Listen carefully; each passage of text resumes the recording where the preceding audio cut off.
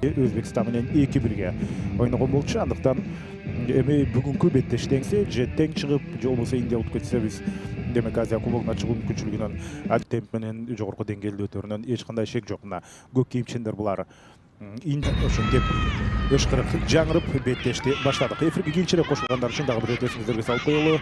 Бул 17 чабуулда сол канаттан Айпентка жакын барды, пауза кармап туруп андан ары пас берди. Жана жакшы мүмкүнчүлүк.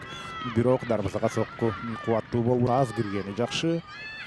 Эгерде 3-2 менен утуп кетсе, мисалы үчүн, азыр болсо башаламандык. Бирок Мария Халикулова Айпентына келген сыяктуу. Ал өзү демек Айпенттин ичине жүктөп берди. Сокку жана коргоочудан сейф карасаңыздар. Пас берсе болот жүрүшкө, бирок капитан бир аз башкачараак ойлонду. Айпенттин ичине жүктөдү. Жана сейф, дарбазага ошол замат тепсе болот. Жана гол! Тирөштүн үстүнкү тарабына тийип туруп, андан кийин дарбаза торунан орун алды. Жана алыстан идеалдуу сокуна дарбазачы позициясын жоготкон болчу. Анткени ал биринчисинде топпу ойноду, ошондуктан топто атайын көтөрүп тепти. Карасаңыздар, ушунчалык идеалдуу траектория менен барды. Жана бул турнирдеги анын экинчи голу. Ал голсуз демек оюнду таймда 2 өзгөрүү болгон. Азыр дагы өзгөрүүлөр орун алды. Ышкырык жаңырып дагы дээрлик артта калды. Жана азыр Өзбекстан чабуулда пас бул жерден Мунни. Азыр Индиянын кооптуу чабуулу. Жана коргоочуну карасаңыздар. Жана сокку гол! Индия эсепти теңеди. Бир караганда Мария Дахова абалды көзөмөлдөө баски.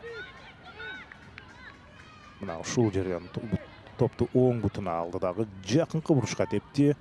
Мария Халикулованын колу тийген топко.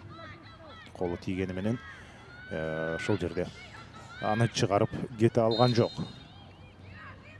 Эми болсо мына 1-1 голун көтөрдү Мехрангиз.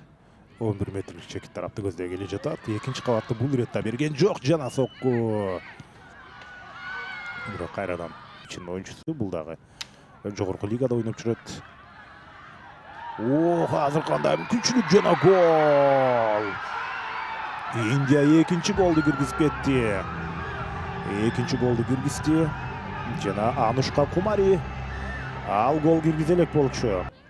Жана Анушка Кумари мына дал ушул пас.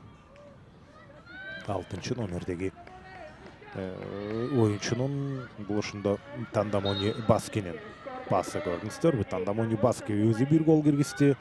Жана ошондой эле ал бир голдук пасты чыгарып берди. Таймаштын мыкты оюнчусу аталууга негизги талапкер. Ал эми Анушка бурушка билбейм, жакынкы бурушка топту тээп кетсе болчу деп турат. Мына дарбазачы өзүнүн колуна топ барып калды. Бир эмес 2 оюнчу окшойт дегенче финалдык ышкырык. Индия Өзбекстан ошентип 2-1 менен жыйынтыкталды. Ал эми алар индиялыктар